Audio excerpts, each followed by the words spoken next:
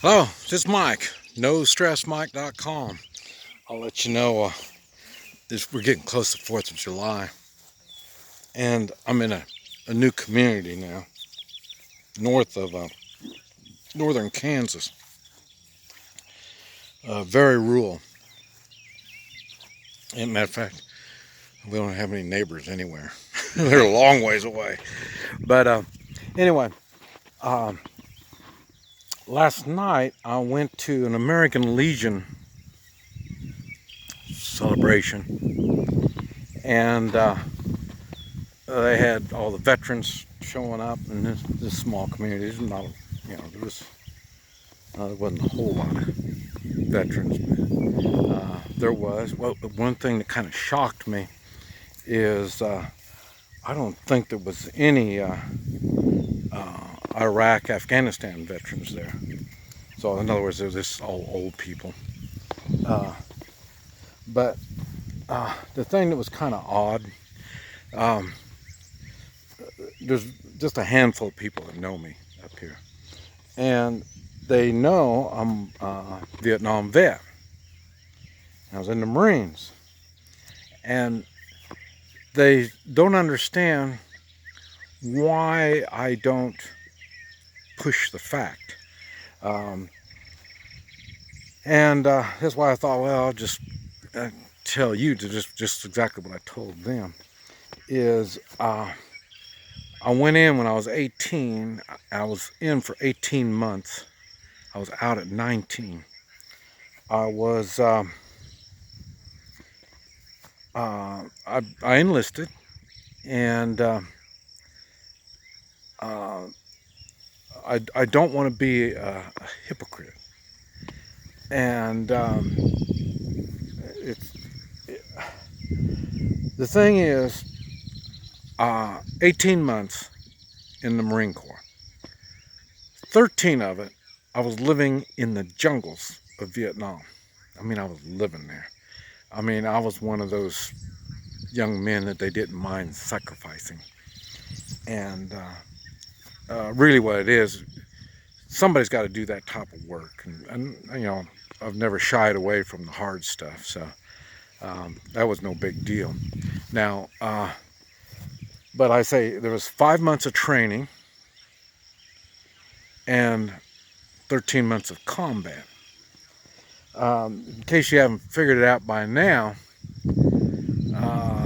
I've got a problem with authority. I don't do well with authority. Uh, and 18 years old, I wasn't a whole lot better.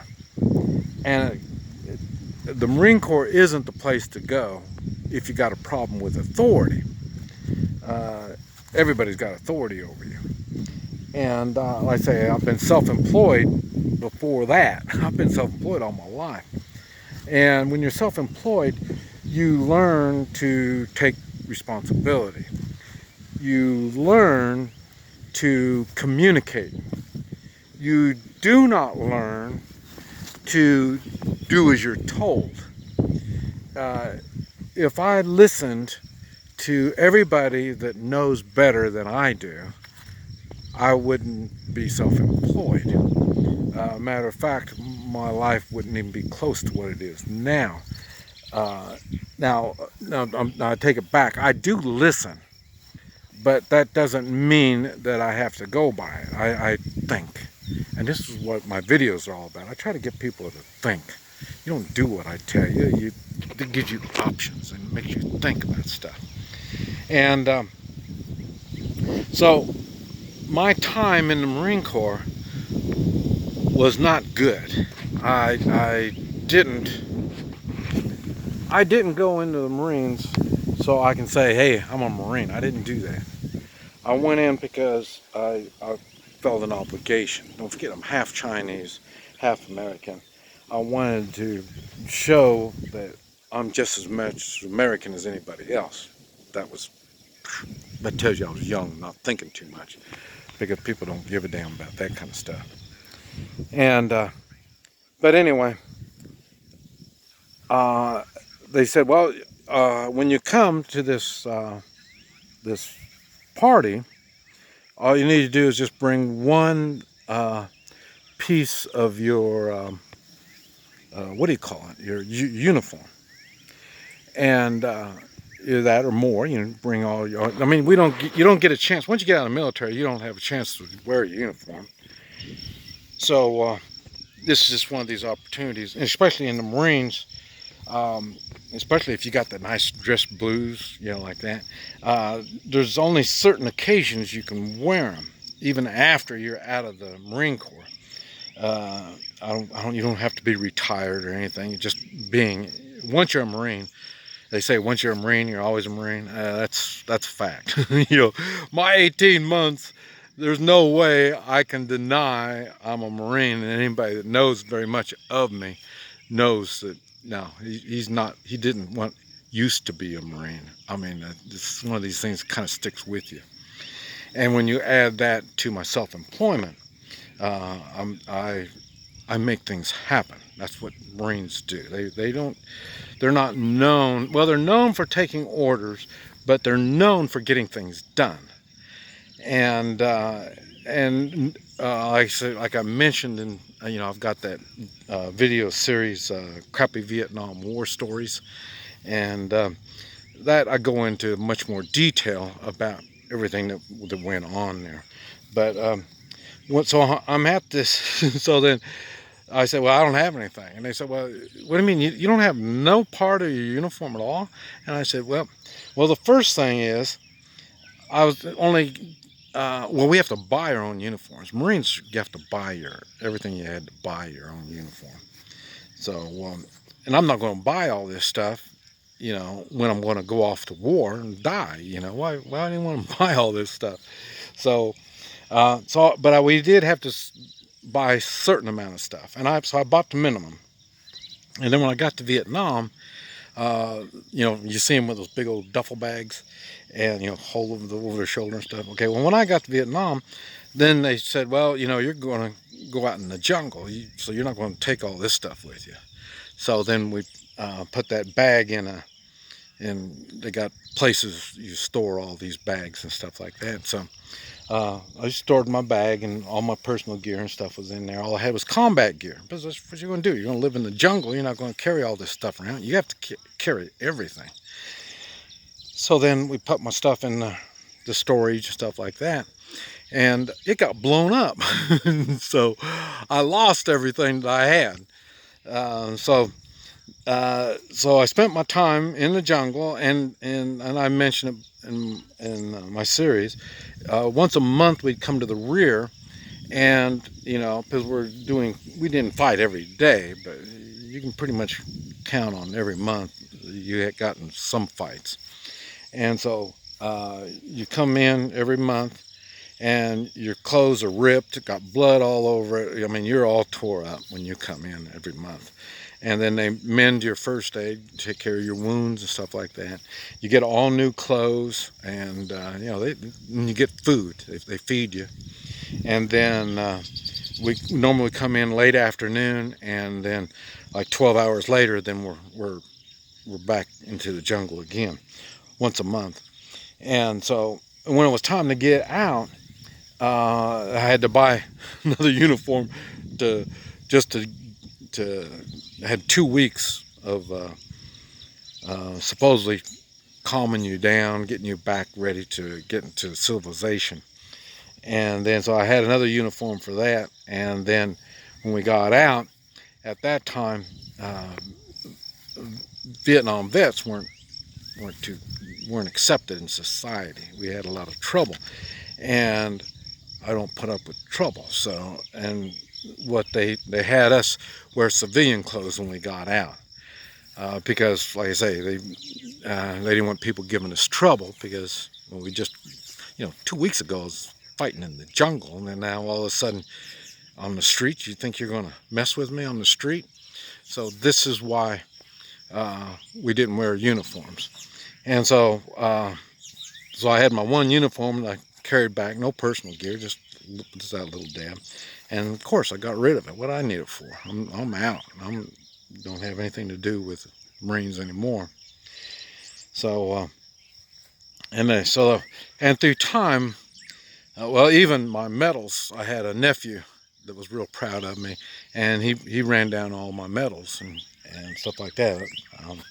Now they're in storage with all my gold and silver, but that's about it. I don't have any stuff.